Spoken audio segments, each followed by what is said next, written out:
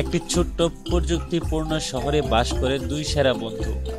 টুনি এক কৌতূহলী ছোট্ট উদ্ভাবক এবং রেস্কো একটি মজার রোবট। তারা একসাথে শহরের প্রধান ঘড়ির টাওয়ারটি ঠিক করার মিশনে বের হয়, কারণ সেটি নষ্ট হয়ে গেলে শহরের পুরো সময় বন্ধ হয়ে যেতে পারে। এই অভিযানে তারা দীপা, আমি মনে হয় ডানাকে ঠিক করে ফেলেছি। এখন দেখো ডানা কি সুন্দর উড়তে পারছে। হ্যাঁ কবির, আমি দেখতে পারতেছি তুমি খুব সুন্দরভাবে কাজটি সফল করেছো। কিন্তু এখন আমাদের একটি মিশন রয়েছে, সেটি হচ্ছে আমাদের শহরের ক্লক টাওয়ারটি ঠিক করতে হবে। সেটা যদি ঠিক না করতে পারি তাহলে আমাদের পুরো শহরের ঘড়িগুলো নষ্ট হয়ে যাবে এবং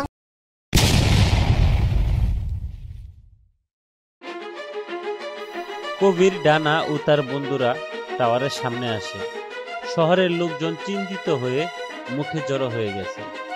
মেয়র মাথা নাড়িয়ে বললেন, ঘড়ির গিয়ারগুলো তো আটকে গেছে। আচ্ছা কবির, যদি সূর্য অস্তের আগে এটি ঠিক করা না যায় তাহলে আমাদের শহরের সময় সব চিরতরে বন্ধ হয়ে যেতে পারে।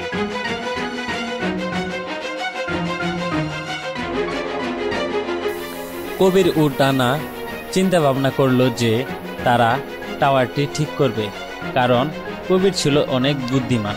তার সবকিছু মাথায় খুব দ্রুত বুদ্ধি খাটিয়ে ঠিক করে চলে আসতো। তারা লুকিয়ে টাওয়ারের ভেতরে প্রবেশ করে। সেখানে বিশাল বিশাল গিয়ার, জটিল লিভার এবং চলমান মঞ্চের এক গোলক ধাঁধা। রেস্কু তার চুম্বক হাতে দিয়ে টুনিকে ওপারে তুলতে সাহায্য করে। টুনি একটি লক করা দরজা দাদা সমাধান করে। তারা দুল খাওয়া পেনডুলাম ও বিপজ্জনক গিয়ারের মাঝ দিয়ে কোনো মতে পার হয়ে অবশেষে তারা পৌঁছে যায় টাইমকুর এর কাছে, যা স্নান হয়ে আসছে ও ফাটল ধরে গেছে।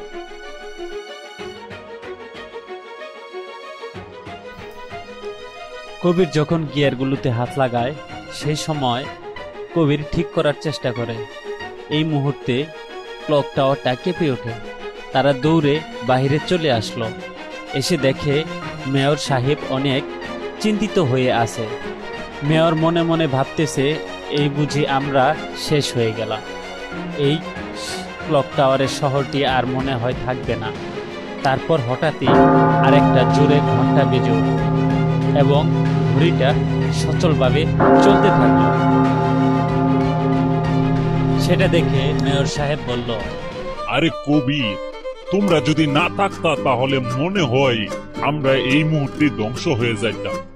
আসলেই তোমাদের দিয়েই আমাদের এই ক্লক টাওয়ার শহরটি চলতেছে। তোমাকে অসংখ্য ধন্যবাদ কবির। তোমাদের ছাড়া সত্যিকারে এই ক্লক টাওয়ার চলবে না।